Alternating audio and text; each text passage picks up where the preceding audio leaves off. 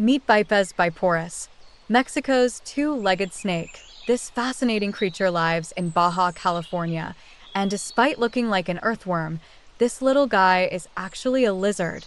Fascinating, right? With tiny yet mighty front legs and a segmented body.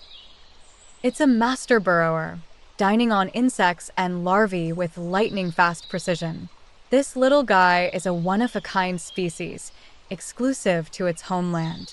Not just a quirky critter, the Mexican mole lizard plays a vital role in its ecosystem by keeping insect populations in check. Nature truly is full of surprises.